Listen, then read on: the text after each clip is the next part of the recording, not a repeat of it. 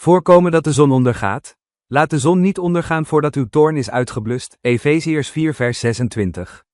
Shalom, geliefde vrienden van de Heer Jezus Christus. Naar mijn mening kunnen we de uitspraak uit onze lezing interpreteren: laat de zon niet ondergaan.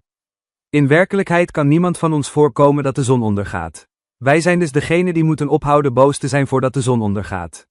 En dat betekent dat wij moeten kunnen vergeven, zoals Jezus ons heeft vergeven.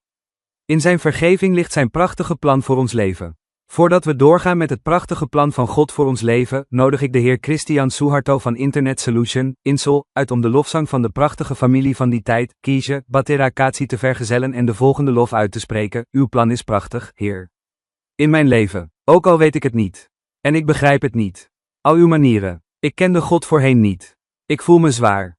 Het hart lijdt. En ik ben hulpeloos. Alles onder ogen zien. Maar ik begrijp het nu. Jij helpt mij. Nu zie ik en voel ik. Je plan is prachtig. Maar ik begrijp het nu. Jij helpt mij. Nu zie ik en voel ik. Je plan is prachtig. Maar ik begrijp het nu. Jij helpt mij. Nu zie ik en voel ik. Je plan is prachtig. Er was een heel interessant artikel dat ik las. Er was eens een jongen die ruzie maakte met zijn oudere broer.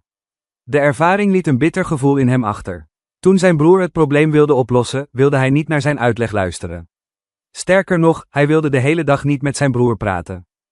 Het was bedtijd en hun moeder zei tegen de jongere broer: denk je niet dat je je oudere broer moet vergeven voordat je naar bed gaat?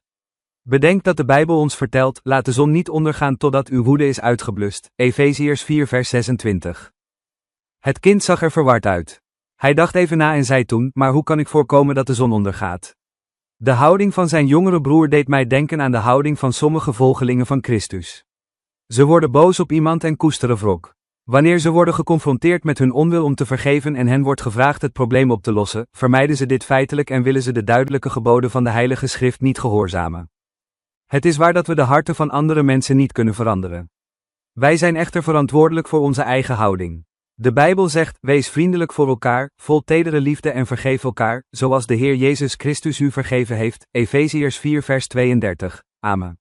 De inspiratie van vandaag: voor elke minuut die we boos zijn, verliezen we 60 seconden geluk.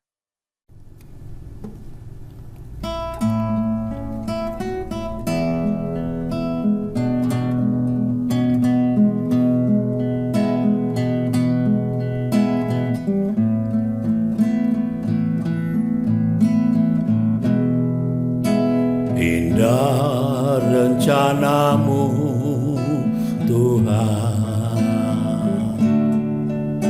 di dalam hidupku.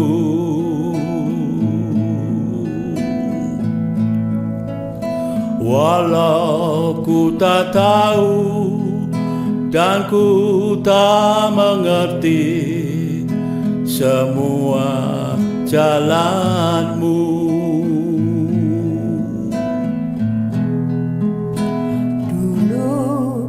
Tak tahu, Tuhan, berat ku rasakan, hati menderita dan ku tak berdaya menghadapi semua.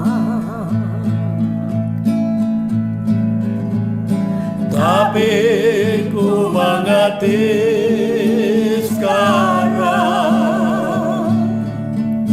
Kau tolong padaku.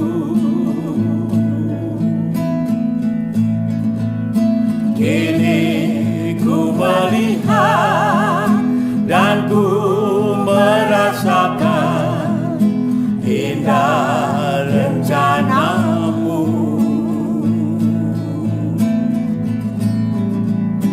Tapi ku mengerti sekarang, Kau tolong padaku. Kini ku melihat dan ku merasakan indah